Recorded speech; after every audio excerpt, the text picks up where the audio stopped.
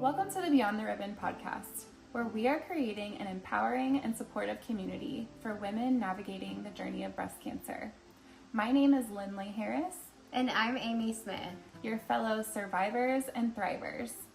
Whether you are currently facing a diagnosis, undergoing treatment, or adjusting to life after cancer, this podcast is for you.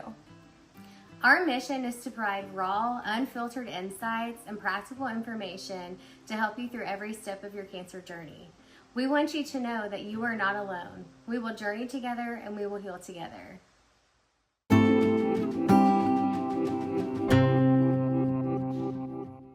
Hi, and welcome back to Beyond the Ribbon podcast. I'm Amy, and this is Lindley, and this is episode 11. We're going to talk about infusions. Yeah, we're going to talk about how cancer isn't over once chemo is over. Right, and what infusions mean as a cancer standpoint, really, you know? Yeah, because even though we had the same medication when we had our 6 rounds of chemo, but we still had to continue it until we got to that 1 year mark. Right. So it was every 3 weeks. Even when chemo stopped, we were still doing it every 3 weeks. Up until the 1 year mark of the first chemo. Yeah. So for me, it was like November to November. Yours was September to September? Yeah. Okay. Yep. Right. Yeah, I started, I think it was the 26th of September was my first chemo. I could be wrong. Yeah. But it was like right there. It was like right at the 1 year. So just to give a backstory for those who don't know, so our chemo consisted of 4 different chemotherapy drugs. Yeah. So our infusions were based off of what drugs we received during chemo. Yes. And our immunotherapy. Yeah, and like how our body responded. Oh, yes. To that, right? Yes. So then it kind of dictated what we were going to do for our infusions. Yeah. So the chemo we had was the Perjeta, Herceptin, Taxotere, and Carboplatin. Yes. Those we called them PTCH. Yes. That's what I was thinking of too, because that's exactly how I remembered it, because the other words were just too big. Yes.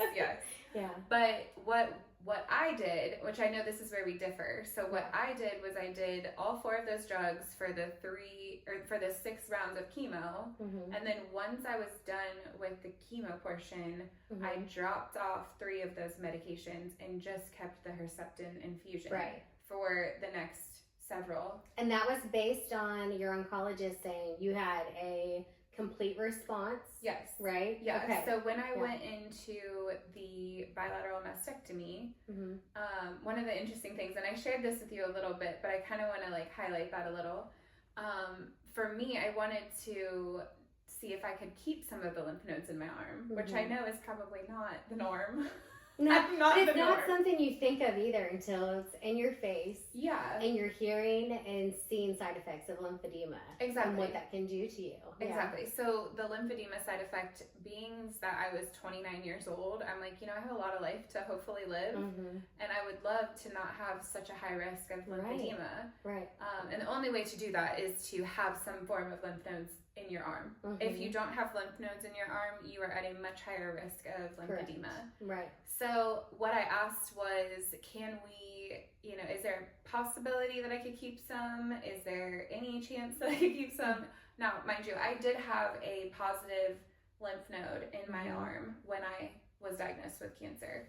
So they did a biopsy and they found that the cancer had spread outside of just the breast wall. It was over into the lymph node area. Right. So when I went in for the surgery, the doctor said, there is this clinical trial, and thankfully we were at a hospital that offered these types of things, because otherwise I would never have had that option. Right. But what he said was, when we go in for the surgery, 30 minutes before the surgery starts, we're gonna inject radioactive dye. And yes, this is not a very comfortable thing.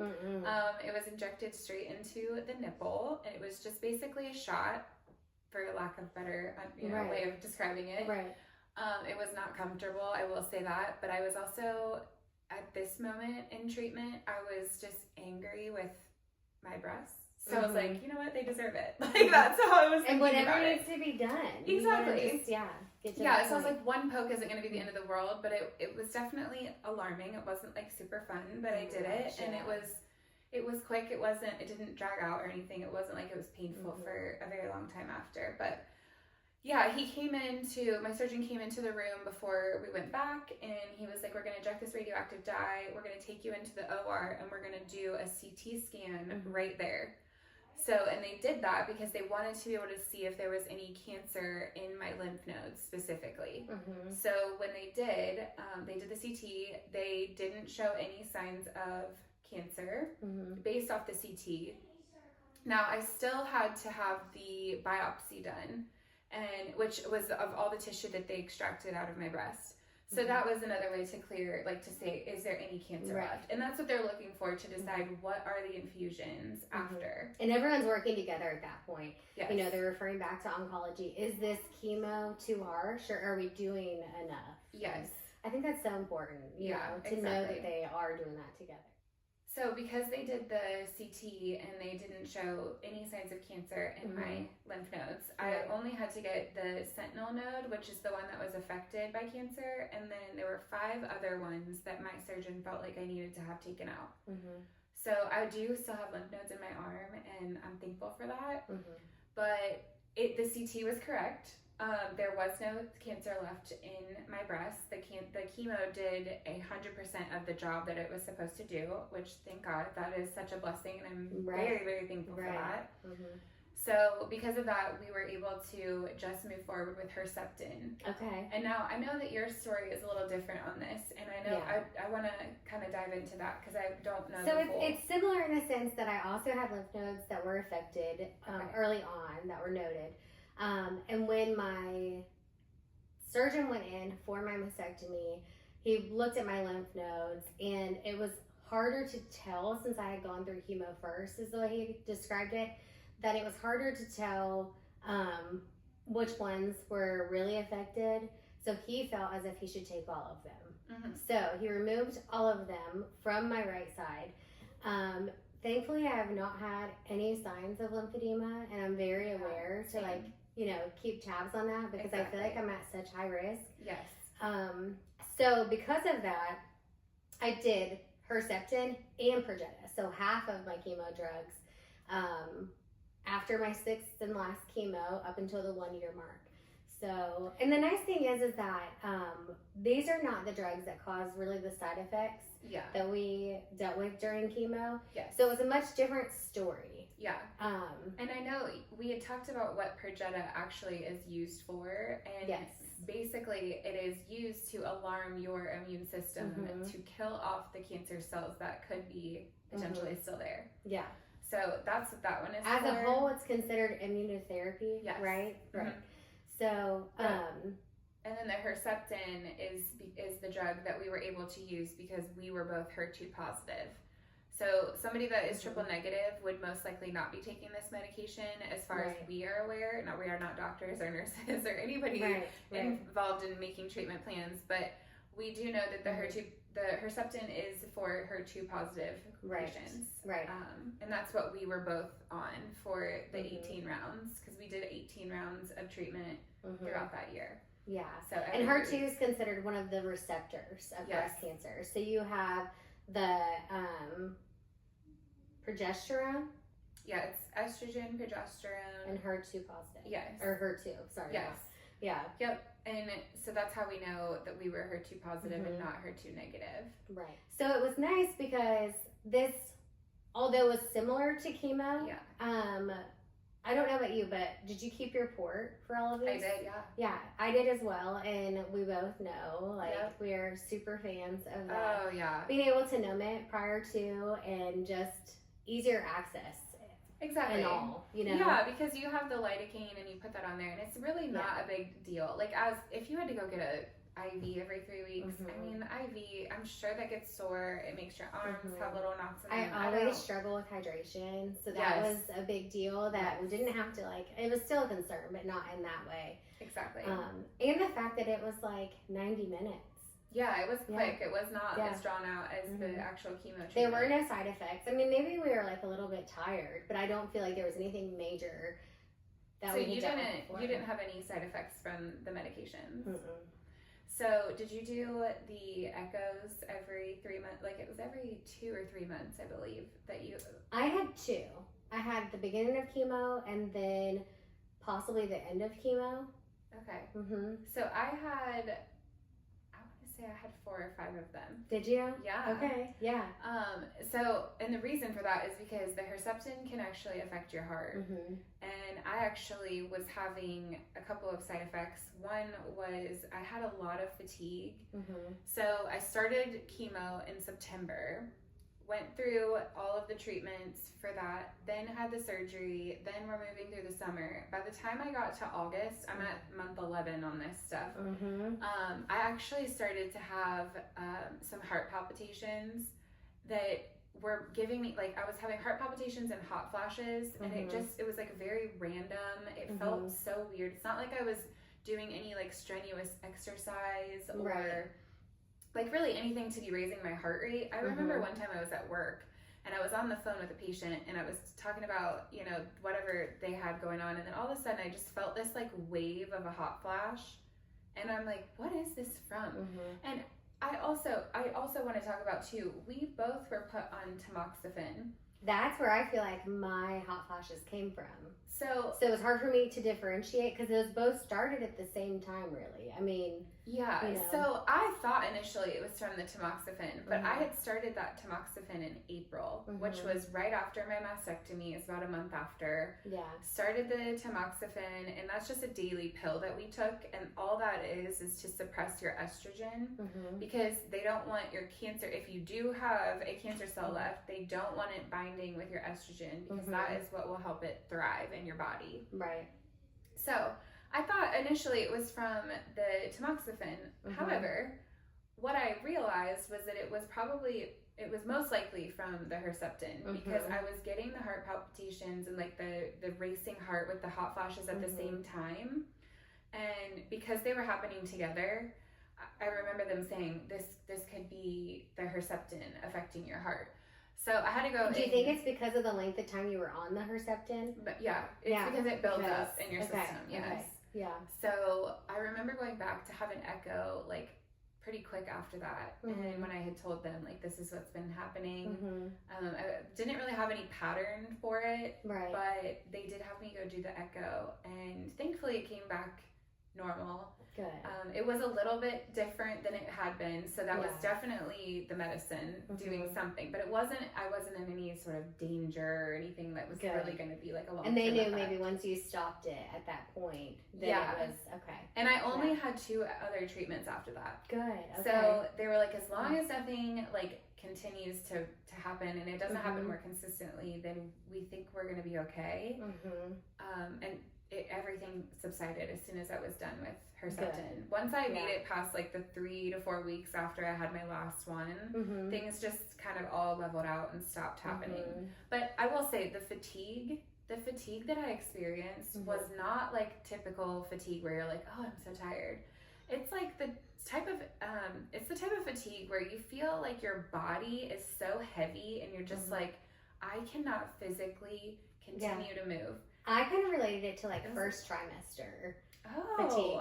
Because that's a whole other level, right? Yes. You know? And that's like what I remember as the most. Like it was just... Wow, I never actually thought about it that way. That is so true. Because you just like want to do stuff, but you just feel like you can't. Yeah. It's like your body feels just like... heavy. I mean, it's hilarious. Yeah, in the beginning because you're like, I'm like barely pregnant, or you know, exactly. It's so true. Yeah, wow. I never actually considered it being so similar to that, but you're right. It is. It's very much the same. Yeah, and it's like it clicks in. You're like, oh, okay. But I think an important point to make is that the infusions and the tamoxifen are all efforts in reducing the risk of the cancer recurring. Exactly. You know, so they just. This is the best that they know at this point in time, so we're going to do that for 1 year. And then the tamoxifen, and correct me if yours was different, they had initially said, we're going to put you on this hormone blocker for 5 years. That's what we're showing right now as a good timeline for survivors. And I'm like, okay, that's fine, I can do that. Well, then it changed as we were getting closer to the 5-year mark to 10 years. It did, yes. And actually, I did have a conversation with my medical oncologist about this. I remember asking her, I said, you know, I've been on this for about 4 years, but I've kind of heard that I might end up being on this for 10. And at one point she was like, you know, I actually thought maybe we would do that. Yeah. But she did say, because my scenario was, I was less than 10% estrogen positive. So I only had a very small amount that estrogen that would have been affecting my cancer. So because of that, she felt like it was not worth staying on the tamoxifen for the full 10 years. She's like, that's kind of overkill in the whole like treatment plan. She's like, I don't personally believe that it benefits you, you know, that much to be on it. And you know, obviously, I to that point, I had a great response to everything. So she was like, I think this is a good place to stop. And the biggest risk is 5 years. Yeah, from treatment, 5 years. Right? Yeah. The fact that maybe it could recur or come back. I think I was on it for around 6, but I don't like to take medication daily. I don't like to just take pills. And in the beginning, I had hot flashes. I kind of had I was just so emotional. Yeah, it was kind of like a roller coaster. I just didn't feel like myself. So I was definitely emotional too. It was it almost hits you. It's I feel like you're just kind of in that fight or flight state, and then once things sort of slow down a little bit and you get, you know, more into a routine and this is how life is going to be for the next several years, I think that the emotions just hit you, and I think that the tamoxifen definitely enhanced that a little. Yeah, I don't want to credit it for being the only reason that they were those high emotions. Well, yeah, because we were coming off of a lot, feeling like the world did slow down finally, so there was a lot with that. But it was the whole combination of things, and I feel like it started worse in the beginning with the tamoxifen. Yeah, kind of tapered off, like most maybe side effects do with things. Yeah, for sure. But yeah, so I was really glad to come off of that. I was to too. Not have to, you know, and to feel like I felt okay doing that. I didn't feel scared. I felt ready to do that. Yeah. Yeah. So one of the other things, and I know if anybody who's watching this looks at the internet for anything, that you're not going to find that this is a side effect, or people are going to say or argue about it. Yeah. I do feel like tamoxifen caused me specifically to gain weight back. I lost a lot of weight going into cancer and even coming off of the treatment and the mastectomy. Yeah. And then the second I started it, and you can even look, if I look back at all of my appointments and what I weighed at the end of, you know, the chemo, at the beginning of when I had the mastectomy, and then right when I started the tamoxifen, I started to gain weight back pretty rapidly. And I don't know that my diet truly changed a lot. I was still in a little bit of that fight or flight state during this period of time. Yeah. And when I personally am in that sort of space, I unfortunately my reaction is to control what I eat. And I don't necessarily, it's not that I don't eat, it's just that I do not really let myself overindulge in anything because I don't know how, number one, it's going to make me feel. And obviously it's the control. We've talked about this in every episode.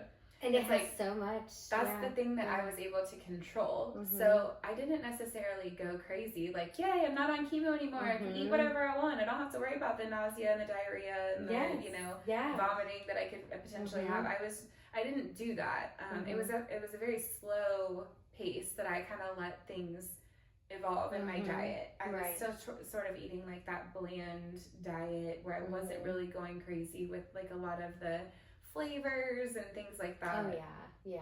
But did you notice any weight gain at all? And I just had thought to myself, I'm okay, the one biggest thing that has changed is my body went through cancer. Yeah. So there's I don't want to say a period of time, but for better lack of words, your body is in menopause.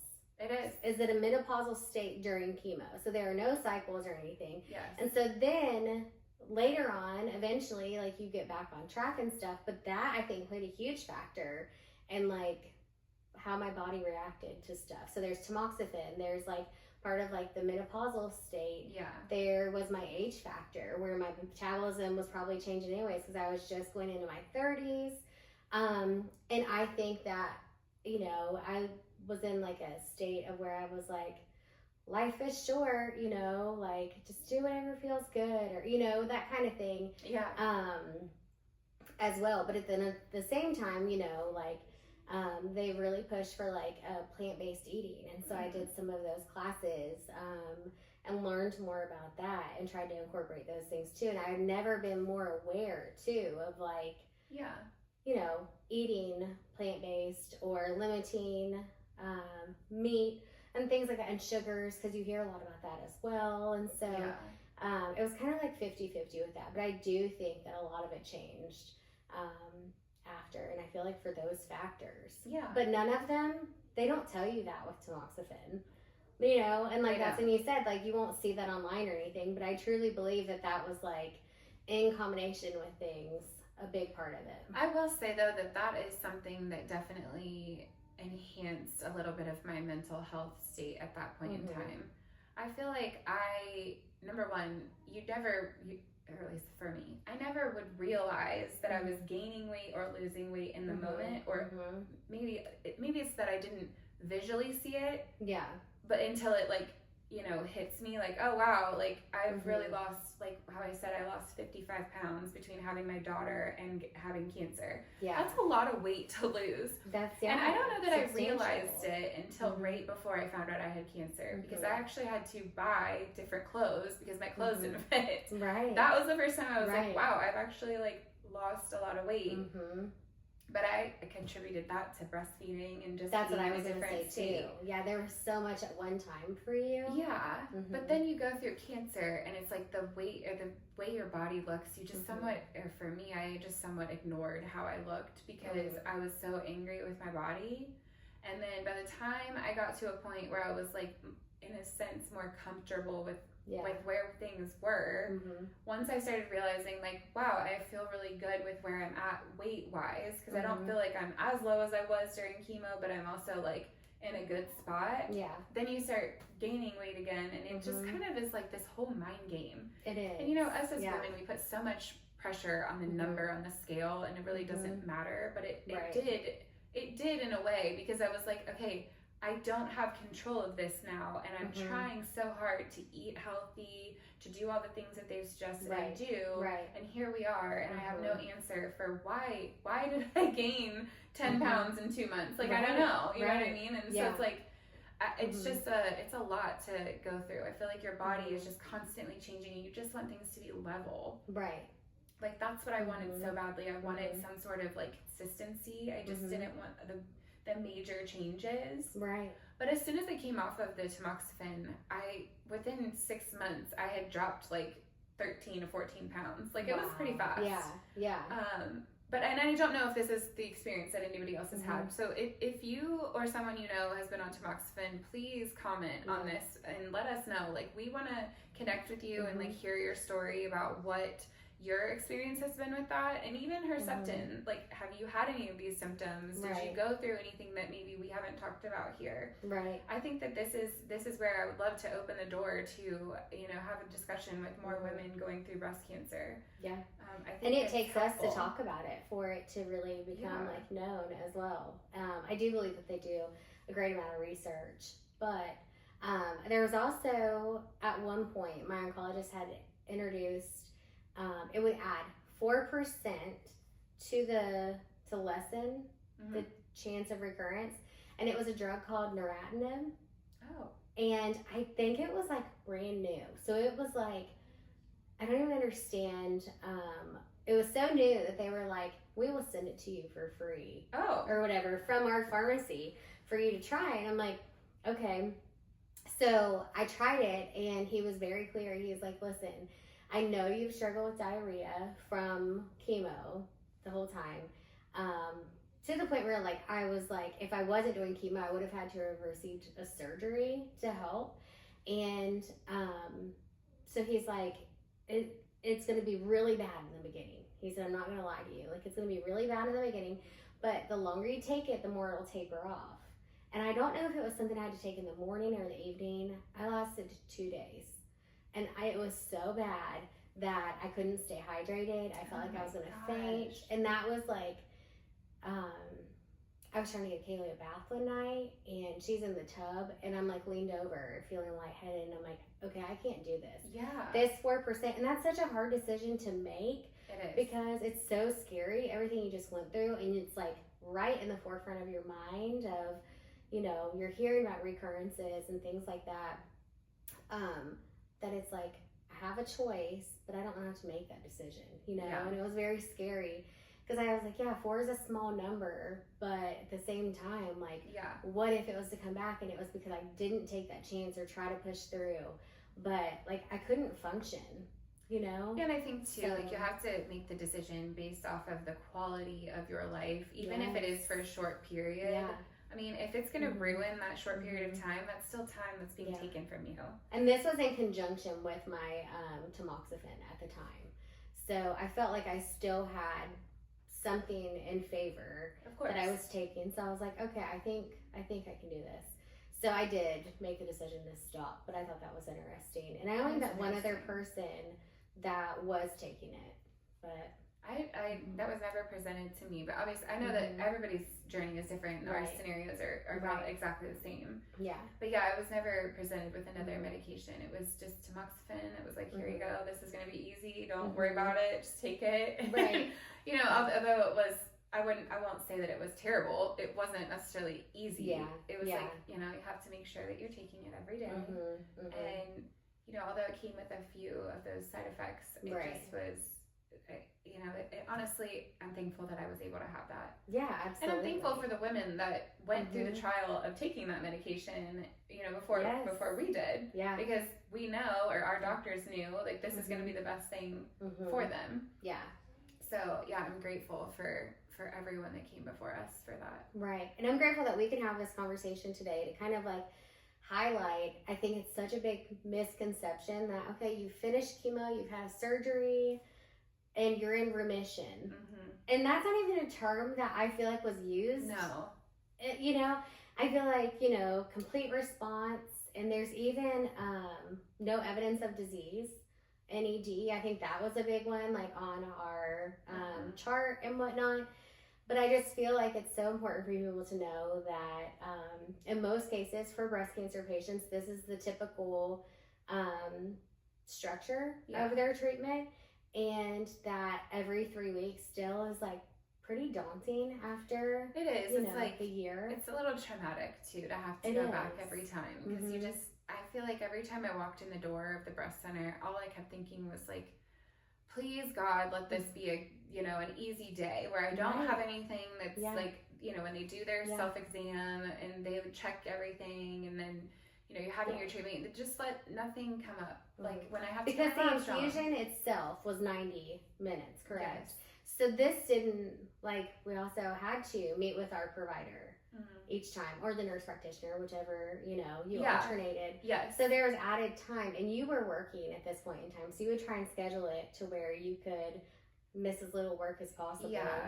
Yeah, actually, I remember there was a day that it was in July. I remember this is right after the 4th of July. And mind you, I'm not able to take any time off. Not even a minute am I able to take off. Yeah. And I went in for the treatment, and I was the first patient in, and I was ready to go. I was there on time. I did all the things I needed to do. I did my part. Yeah. And I remember the orders for my Herceptin were not signed. And because they were not signed, they had to find somebody to sign them.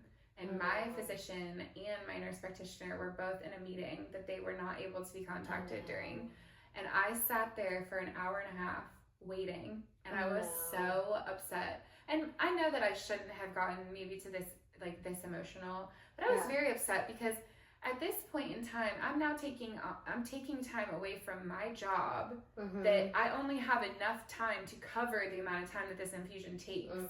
And so I just remember sitting there thinking, like, this is just taking so much of my life. Like, this is taking time away from my kids. This is, you know, all those things. And thankfully, they were super sweet about it. And my doctor actually called and left me a message and was like, I am so sorry. This should never have happened. Unfortunately, it was a mistake. I get that. Everyone makes mistakes. Thankfully, it was a rare situation. It was. But you didn't ask to get cancer, so it's okay sometimes to be frustrated and to have, like, real emotion, you know? And I was trying to, like, not let that build up because it's not something that, you know, anybody had control over. Right. The nurses who were taking care of me that day didn't have control over it. You know, they're all such a blessing. I swear they're the reason that I was able to smile when I went in there. Yes. So that's what I was going to say. Like, it was still a lot with, like, everything in the back of your mind every time we would walk in there, you know? Yeah. And I feel like it didn't matter what nurses we had because, like, they just took care of us every time, and they were so great, and they made the experience so much better, and, you know. Yeah, I think that sometimes, you know, nurses can get a little burnout doing what they do. I never once saw any nurse in that environment that was burnout. No. They truly saw a lot of hard stuff. They did. Yeah. But they truly do have that in the forefront of their mind, that they are doing good every single day. And I am so thankful, and we are so blessed to have had I thank God for every one of them. And that's actually, like, in my Bible app, in my prayers, you can, like, note them or save them or whatever. And it was, like, for my medical team. Yeah. From, like, my nurses to the schedulers to the doctors, it was, like, each person had, like, a special role in helping take care of us. And, like, because of that, like, that's where I knew I also needed to be at. Like, I got confirmation in that. But, yeah, they are the best. And they made the experience so much better. Because a year is a long time. It is a long time. And it's also, like, over the course of that year, you build a friendship with these people, whether they want to be friends with you or not. They, you know, and I think that that's one of it's just such a blessing to be able to have that, because it's like you might be coming in there all by yourself, but, you know, you do have people there that are in your corner, and they're there because they want to help you, and they want to be along this journey with you. It's their passion in life, and it's so awesome because it's so clear, and it's not just like, oh, like, they're friendly and stuff. Like, I'm talking about, like, some of the best hugs, and just like, they're all just a bunch of hype girls too, because when your hair starts to grow back, like, they're like, makes you feel so good. Just things like that. It's awesome. And they also, like, they remember the details. Oh, yeah. Like, how's Parker? How's Kaylee? How's your kids? What's going on with your husband? Like, you know, whatever it may be. And that is just, it's like, it can make such a awful thing so beautiful. Very much, yeah. But another thing I wanted to mention, and this is specifically on the Herceptin topic, because those were the infusions. If you or anybody you know is going through breast cancer, there is a movie. It's on Prime Video. It is called Living Proof. You guys should definitely check it out. It is the backstory of how Herceptin came to be able to be a drug that we use. And the doctor that literally risked his, you know, medical license to come out with this drug was, I mean, it is an amazing story. And the women that are in it, I mean, they did such an amazing job, just kind of really highlighting some of the things that I even remember when going through treatment, and just kind of how we felt and why it was so important for them to have this specific medication, because there was nothing else like this out, you know, before this drug came out.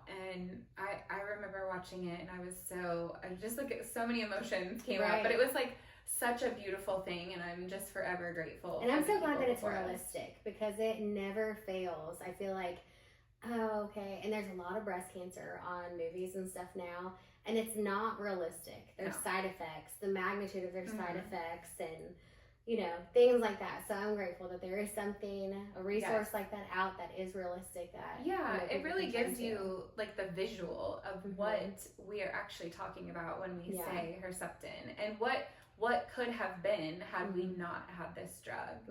So you really kind of get both sides of it, and I think that's like, I mean, if anything, to educate is worth watching. Oh yeah, right? Yeah, so, But I'll definitely link that movie so you guys can check it out. And if you, like I said, if you know somebody, please send them this video their way, because it is just such a great movie to watch. Awesome, yeah. But well, thanks for joining us today, and we hope that you gained some valuable insight, and if you know someone, like she said, to pass it along. But thank you, and we'll see you next time.